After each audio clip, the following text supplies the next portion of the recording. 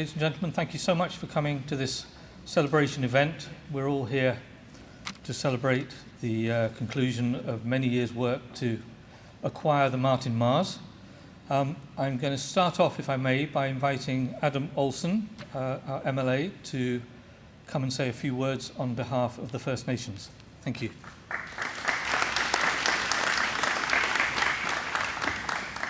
It's Gwachel CM, Sahanap Tinitsine, Jaslea Sineth, Husaitnich, Tothlapate Lungs. My name is Sahanap. It's a name that I received from my uncle when I was 16 years old. I've now carried it for more years than I wish to acknowledge, but I've carried it for quite a number of years now. It's an honor to carry this name. I'm born and raised here on the Saanich Peninsula, raised in the Chotlup community, Sartlup community as you may know it, in Brentwood Bay. This place is always and always will be home for me. Of course, we're in the Husaitnich territory. It's the word that we use to describe the Saanich Peninsula. And in more contemporary times, we use this word Husaitnich to recognize the territory of the Husaitnich people, the people who speak Senchothan, in the language that I was speaking at the opening here is the Senchothan language, which is a similar language to the nations around us. The Cowichan Nation, the Halkominum language is a very similar language. I would just want to raise my hands to the BC Aviation Museum for taking the effort, and I know that this week has been one of those busy weeks for the Aviation Museum, and I just want to acknowledge the effort that was made to make sure that this event was opened in a good way. So I'm here to just acknowledge this territory, this beautiful place that we live in and share and work and get to celebrate wonderful events like we are about to today. Just want to acknowledge that these shared lands that we have and the invitation for all of us to live as the Husaitnich creator, the Kheilts, invited all of the people that live here, and that is to live here like you belong here, and to belong here like you live here. And so I just want to acknowledge that, and just want to raise my hands to the BC Aviation Museum for ensuring there is just a few moments here to acknowledge the space that we're in today. Hai Squisiam.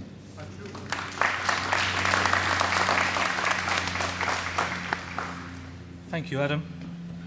Okay, I would like to please move on and invite Steve Nicol, our president, to say a few words on behalf of the museum and its members.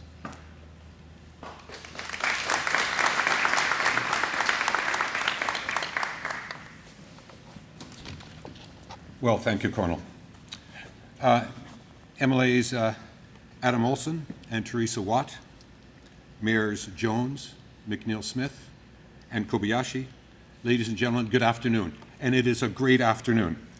It is with immense satisfaction and pride I can stand here this afternoon and confirm the agreement between the BCAM and Coulson Industries for the Kauai Mars has been completed.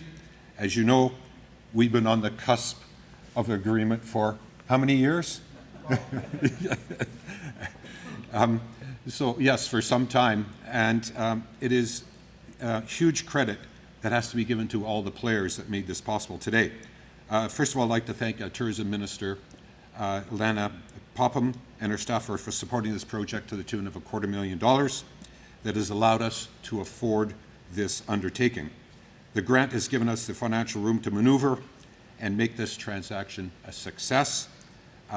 Volunteers and the paid staff at the BC Aviation Museum are deeply grateful for their generosity. I would also like to thank the assistance of our two local MLAs, Adam Olsen from Saanich North and the Islands and Teresa Watt from Richmond Centre North. Both have provided us with valuable assistance towards this project. Teresa. I would be remiss if I did not mention Mr. Paul Nursey. Paul, could you stand up, please, just for a moment? Give Paul a round of applause, because he is the CEO of Destination Greater Victoria, and not surprisingly, they really understand tourism. So He has given us sage advice for over the last year or more, whenever we asked for it, and great thank you, Paul. I'd like to thank Coulson Industries for enabling the negotiations to reach a conclusion for the acquisition of the Hawaii Mars. They've owned it for many, many years. The aircraft now, as we all know, obsolete, and they need a new home. The BC Aviation Museum at the Victoria Airport is now the best place for the Hawaii Mars, where it can be open to the public year-round. As we're all familiar, the 4 Martin Mars aircraft were converted from military transports into water bombers at the Victoria Airport back in 1960. They've always been based here on Vancouver Island, and it is good to see that the Hawaii Mars will remain here on the island. The Mars has been operated for 55 years out of Vancouver Island, as it ranged all over BC, Alberta, and in the US fighting fires. And in doing so, the Martin Mars water bombers built up a huge reputation for one of the most loved and iconic aircraft in Canadian aviation history. It was immediately recognizable for its ability to accurately drop 27,000 liters, equivalent to 60,000 pounds of water on a forced fire in a single pass. Well, all the members of the BCAAM deserve credit for their support of the Save the Mars project. I would like to draw attention, in fact, special attention, to the Mars team. Our Mars team leader, Richard Mosdell, has shown us what perseverance really, truly means. And in Japanese, that's gambata. In doing so, he got professional appraisals of the aircraft, he researched grants, he connected with individuals and team and industry leaders, all levels of government. It's been a very impressive effort on his part. So Richard deserves our heartfelt thanks. So thank you, Richard. Where have you gone? Richard, please come up here, and I would like the 2 other teams, or the 3 other members of the Mars team to join up front as well. So could I have Bob Saunders, John McManus, and Conal Oldfield please come up.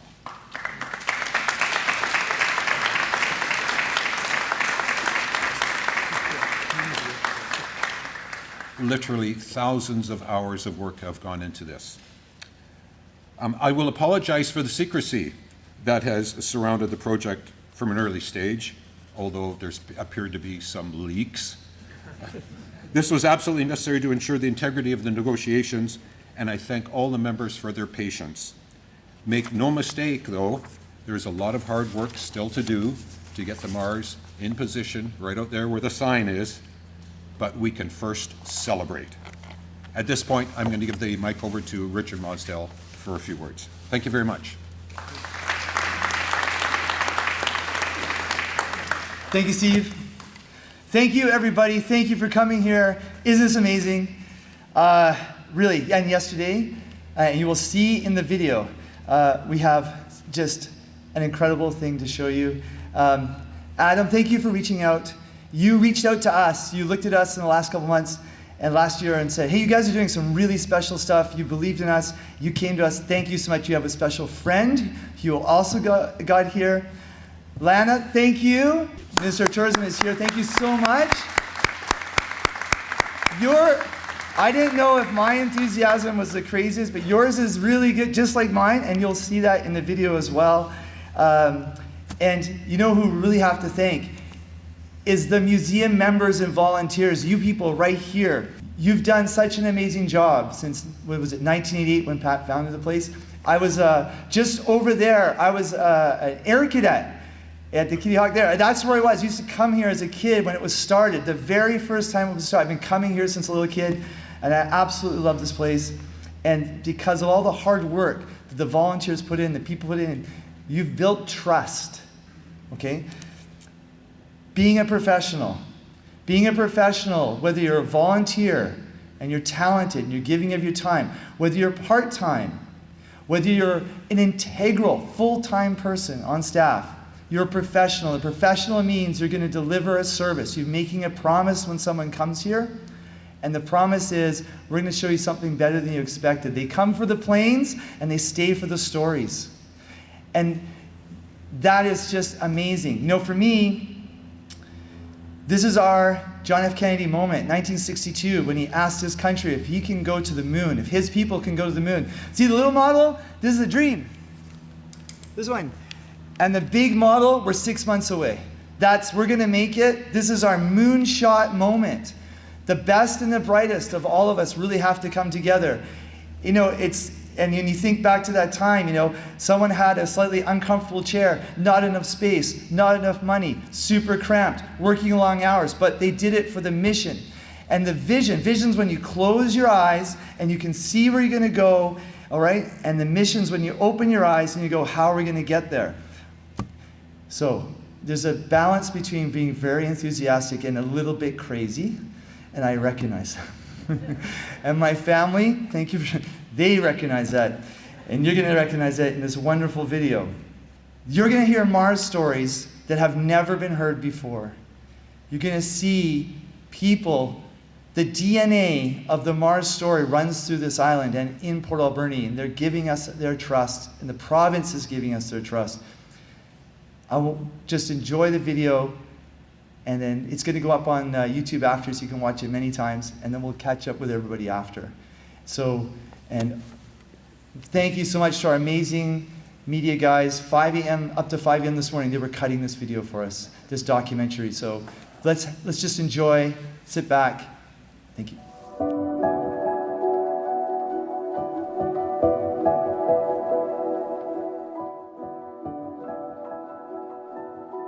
Has it been forgotten?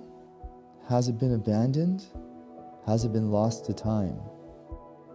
What was once the largest thing to fly in the sky and the most powerful is now here. Do we need to remember it? Do we need to rescue it? The mighty Martin Mars saved BC. Should now BC save the Mars? I was born in Port Alberni, grew up in Port Alberni, was mayor of Port Alberni. So the water bomber has a huge significance for the people of this valley. Well, as soon as you hear the Martin Mars coming over, everyone runs out of wherever they are. Their homes, their offices, you know, if they're getting their hair done, they're out of the barber's chair and out in the street watching the Mars fly over. At any point, you stopped what you were doing to see what was going on, and where I actually live, there's several times it would be coming right at me, and I'm sitting there going, left, left, left. Because it always lifted, but sometimes it was pretty close to those trees. You know, every time you heard it fly over, it was, okay, we're now going to be safe. Been around for a long, long time, and it has significance in terms of safety, and many people have been associated with the water bombers over the decades. Good morning, everybody. I think this is the best backdrop I've ever had. The original intent was for these water bombers to protect the timberlands on the west coast of Vancouver Island. And yet, the transformation of these aircrafts made them the biggest firefighting aircraft worldwide. There are only 2 Martin Mars water bombers remaining in existence. The one over to my right and the one behind me, the Hawaiian Martin Mars water bomber. Our government is so excited and proud to be providing $250,000 to support the final journey of this water bomber.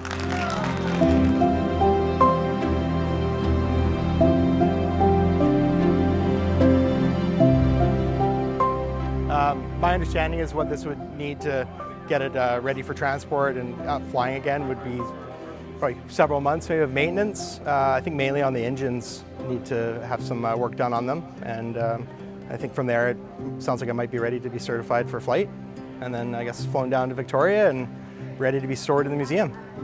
I think it's great that's going to the museum.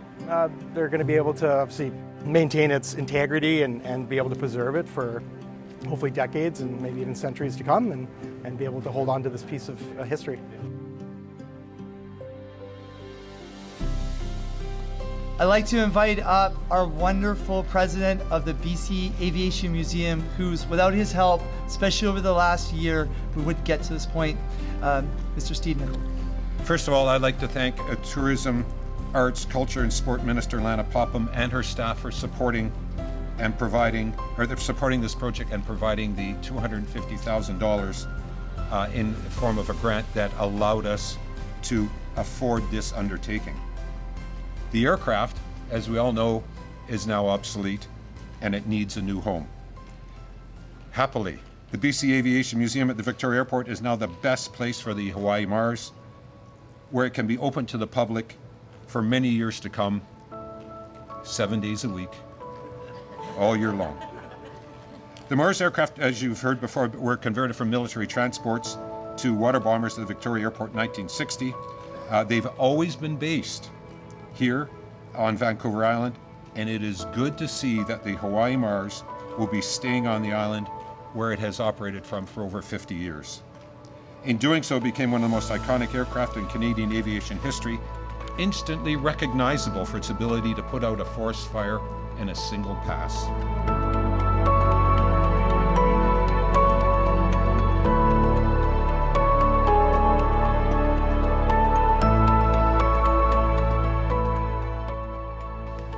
Really quick story, how did I become the Project Mars leader? Well, I used to swim out in that lake and get people's empties from the park who are camping there and go down to the bait shop, get my candy, and I fell in love with this plane.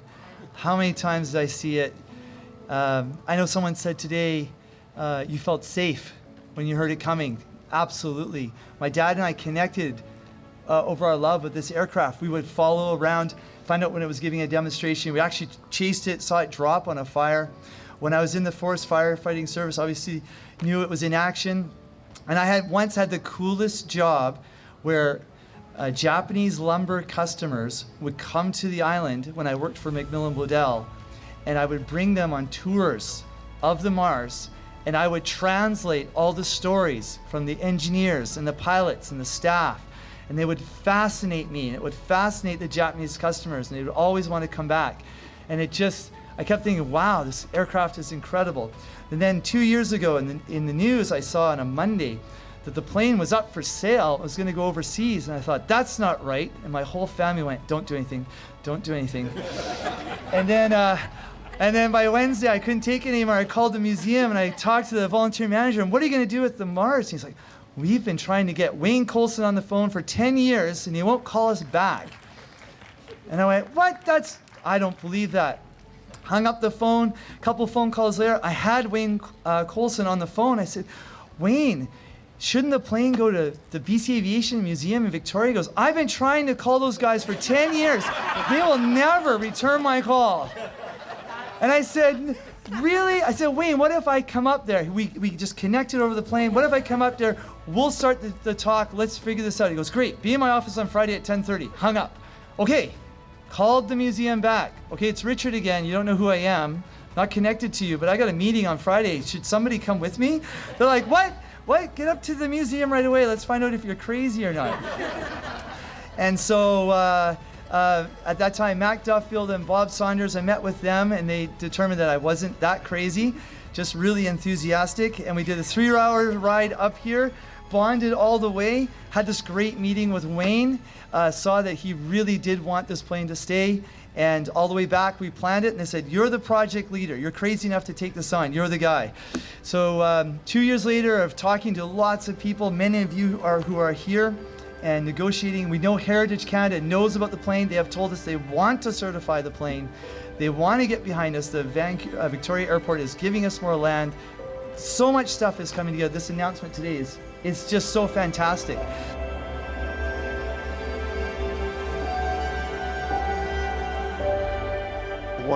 Go back to where they started in BC. You know, they first landed at the Victoria Airport. So at the end of the day, that's kind of fitting. I think it's tremendous. I think the history of the province with these aircraft and what it's done for the aircraft and the people, it'd be amazing. I'm just happy to see it saved. I mean, much as it would be nice to have it in the valley, I think that's a good place for it. It's going to be an international draw. As it is here, we see people coming into this property all the time to see them, and I think that's a wonderful place for it to be. So, as much said, we'd like it in the valley, but it's the best solution. Well maintained. Well, if it can be put in a place where people are still going to be able to benefit from the story of the Mars, that's fantastic. And if Pat Bay is the place that it can happen, that's even better. It was great to get to fly it. You know, I never thought I'd ever do that, let alone do it again. There's going to be probably 5 of us. It takes 3 engineers and a couple of pilots. And it's good, yeah, it's great. I'm looking forward to it. It's going to be exciting. There's a dent just above that hatch, that rectangular hatch there, that I think I might have been responsible for. It might have been that one or this one, but it was right on this area of the plane. In 1967, I was out, convinced my boss that we should flush a saltwater engine out in the lake in this cabin, old wooden cabin cruiser. And I saw it as kind of a party boat. So me and my friends, teenage friends and their girlfriends, we all went out late one evening and we're putting around the lake listening to music, and the helm was at the back of the boat. And so somebody had to be out in the back, and I think it was maybe even raining a bit, so nobody really wanted to be in the back, everybody wanted to be in the cabin. So the guys and their girlfriends took turns driving the boat. And when my turn was up, I was in the cabin, sitting, listening to the music, enjoying, and I realized it was getting pretty crowded in here, and there was 8 of us, and I counted, and all 8 were in the cabin. And I said to Pat Price, "Who's driving?" And just then, ka-thunk.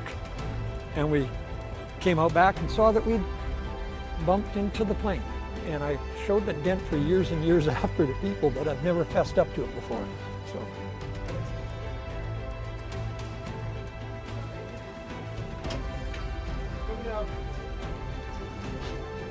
You know, I hope they embrace the fact that it's in the best places. The final flight, the blockbuster weekend, it will be in fall of 2024. And the pilot, Pete Keelan, you're here, sir. I heard from you that if everything goes well, you're gonna go over Horn Lake, turn at Nanaimo, and go down the East Coast? Maybe? East side of the island. If 800,000 people live on this island and 700,000 are from Nanaimo to Victoria, 700,000 people are gonna see this flight. 200 feet wide, 120 feet long, going at 150 feet over the water, maybe? It's gonna land smoothly at Pat Bay on the ocean near the Victoria Airport. It's gonna be pulled out of the water onto a cradle that moves 360 degrees and do plane yoga around all the buildings, cross the airport runway in the middle of the night when it's shut down, set up at the airport, and then we will have, the whole world will get to be there for the big ribbon cutting. We're gonna make this so amazing, part of our massive BC wildfire aviation experience. And so, thank you. Thank you so much for coming today. You can see I'm just bursting with excitement. I knew a little bit about this, but until the minister said it out loud, it wasn't true. So just incredible. Give them a round of applause. They were here early. Jennifer, everybody. Thank you so much. Yeah.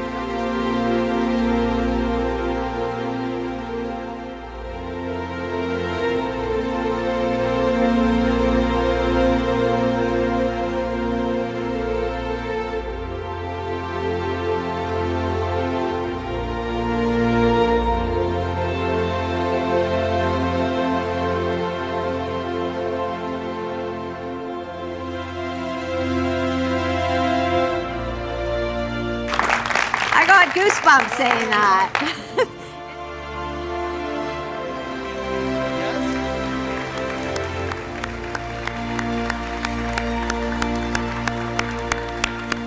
Big thank you to Greg right here. Greg Dirksen, up till super early this morning. Greg, come here. We were working on it super late. We're still here. Thank you so much. Thank you. Thank you to Gary and the other Greg Allison and Greg Gillespie. Gary over there, thank you for shooting so much amazing stuff. I hope you guys really like that. It's going to go up on YouTube. I'm going to pass over to Connell. I'd like now, if I may, to introduce, please, Murray Palmer, a former pilot of the Hawaii Martin Mars, certainly the Martin Mars, both, to say a few words to us all. Thank you very much. Thank you. I was trying to think of what I was going to say today. I was going to walk in here and I was going to say, my name's Murray, I'm an aviation junkie. And I thought, that's the wrong meeting. And then I look out here and actually, that's what we've got, a whole bunch of aviation junkies. I was extremely lucky in my career to have had the opportunity to put some time in on both the Martin Marses. I was a farm kid born in the prairies. I didn't even know about the Martin Mars until 1998, I should say, when I came out here to do a salmon enhancement program out of Port Alberni. And I was flying a small light twin spread and fertilizer in a few of the lakes around Port Alberni. And we had taken some time off. We went to, during lunch hour break, and we went to the Fish and Duck restaurant. And I heard this noise. It was kind of somewhat familiar. And I knew right away, I knew it was radial engines. I thought, well, what's a radial engine around here? I didn't realize what was coming overhead. Sky went dark, and LYL flew over and dropped a load across the lake. And I thought, I got to do that sometime. Richard referred to enthusiasm and how you go about getting someplace. Up till that point in time, I'd started as a bush pilot, and then I got into the crop spraying business. I was in that for about 20 years. I spent most of that 20 years flying 10 feet above the ground. Felt very comfortable there, sort of thing, but eventually I wanted to get into flying something a little bit bigger and heavier. And I started to do more and more water bombing work. I worked with Manitoba government. I moved up to the Northwest Territories, and I flew DC-4s up there. Now, DC-4 is an aircraft about the size of this Viscount here right now. It's got 4 engines, radial engines, and we use it for dropping slurry. So what we had then, or what I was getting myself set up for, was to figure out a path to get into one of these aircraft somehow. So I thought, if I was part of that group with some round engine time, water bombing experience, eventually I'll see if there's an opening and go. Well, as it turned out, there was some openings showed up at the flying tankers at the time. I contacted Terry Dixon.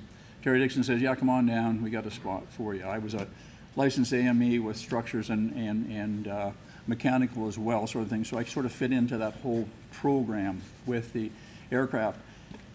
This machine is impressive. I can't say anything more than that. It is so impressive. It's 1930s technology, but it's amazing when you get into it. 10,000 horsepower, when you start to push the throttles forward on that, especially when she was empty, you really knew you had something there. When she was loaded, it was a different story, and especially if it was a hot day. She would take a fair bit of time to get off the ground. This one here, LYL, was the better performer, or I shouldn't say the better performer. It was a little bit quicker in the air. LYK, the one that's now painted blue, would get off the water with a load a little bit quicker. Now I want to go back to the DC-4 that I was flying. That DC-4 weighed 60,000 pounds with a load on it, a 2,000-gallon tank strapped to the belly, and we would spread a red slurry from that. So when I thought about it, when I got into the Mars, the first load that I ever had the opportunity to drop was 60,000 pounds. When I pressed the button, I was dropping a whole DC-4, everything in mind in that. So for me to go from a crop sprayer at 10, spreading it, flying at 10 feet, to flying the DC-4 to flying the Mars, it was a pretty big step. We had the opportunity to go across the Rocky Mountains into Alberta. That was the first time that it went over, was the year that I was on it. We got over there and we were working some fires through northern Alberta. We had landed in Lesser Slave Lake. We worked out of there. There was a fire going about midway up Alberta, and I can't remember the name of the lake anymore, but it was nice flat country. Fire was burning fairly close right beside this lake. It was a nice big lake. And talk about big, you have to have big. We needed 6 miles to get in, pick up a load and get back out, sort of thing. So we had to watch terrain around us and all that kind of stuff, sort of thing. Anyway, We worked this one fire from for about 3 days. It was pretty persistent, and we were continuously picking up loads and going around. So we'd each take turns doing our pickups and stuff like that. Now, normally we would drop from about 150 feet above the ground. That gives the best footprint for this particular airplane. The other airplane is designed a little bit different in that it has a side drop on it. So you really wanted to be at about 150 feet to get the similar footprint with the load that we dropped. But being a crop sprayer, I feel really comfortable the closer I get down because I'm worried about my on-target loads going on there. So what was happening is every time I'd go on, just a little bit lower, a little bit lower, a little bit lower sort of thing. Now, think about this for a second. We would come in with the load at about 110 to 115 knots. That was for the numbers we were trying to hunt for. When you punch the button, it takes about 4.5 to 5 seconds, 60,000 pounds of water is coming out of there and it's doing 120 knots. When it hits something, something's going to happen. So I was getting down lower and lower each load. Finally, they got in the ready and says, would you mind being a little bit higher next time around? You're taking the trees right out of the ground. And, so that's what this thing is capable of doing, sort of thing. So I can't explain the feelings I had when I was flying it. It was absolutely amazing. It was one of the most incredible experiences of my life. We are so lucky that it's going to end up here. This will bring in people from all over the world. When I was out at Port Alberni, when I was on it, people from all over the world came just to see this airplane. Talked to many people from New Zealand, Australia, that kind of stuff. And I know that this will be just a huge, huge success for this museum. Thank you.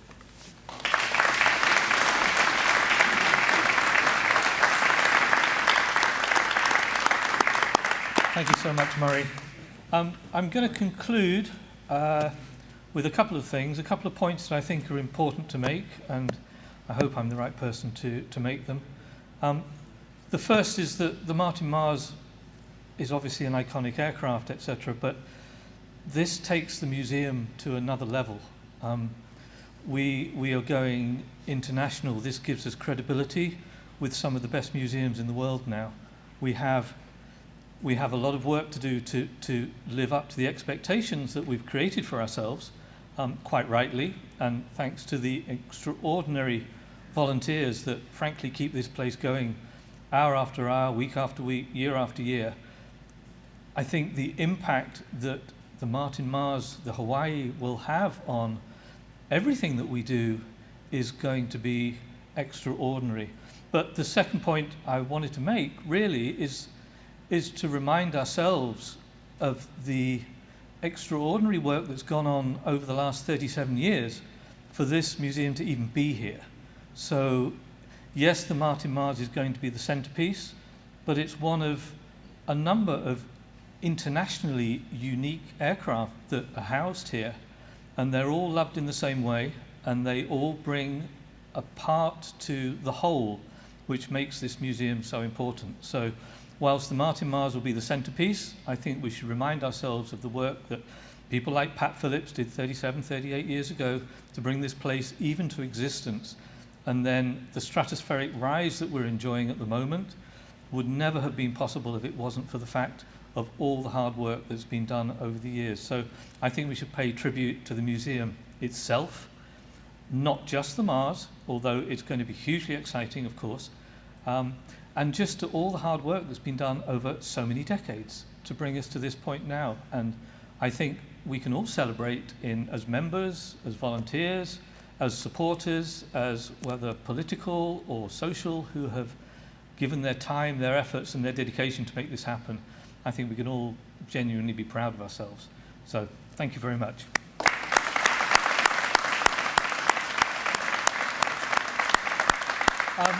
I would like to finish by asking if anybody has any questions that they'd like to put to any of the team who put this project together.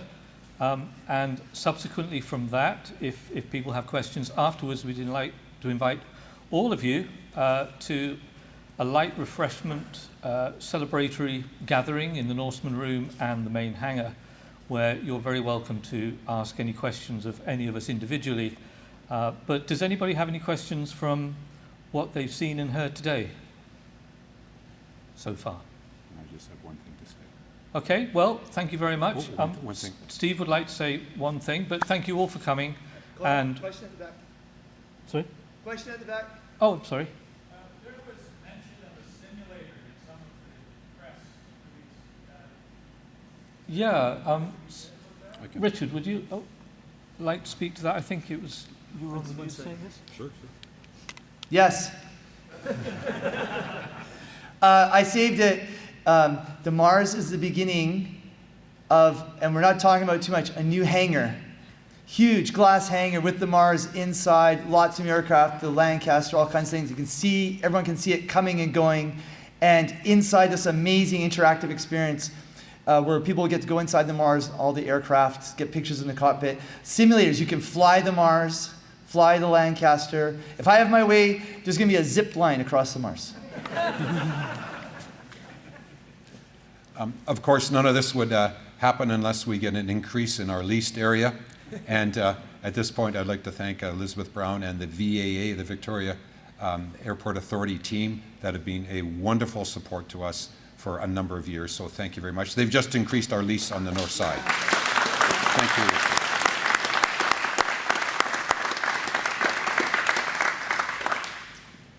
Was there another question? Okay, right there, yes. Tony. This fall. The Mars should be here this fall. Okay, and they can't give us an exact date, but think October. Yes, Mike. What's going to happen to? You know something? We hear different plans for the Philippine weekly. So I've heard that it's not flyable. It cannot be made flyable. Then I heard that it's going to go down to the Pima Air Museum. So we don't know. Any other questions? Thank you very much for your attendance today, folks, and we have a reception.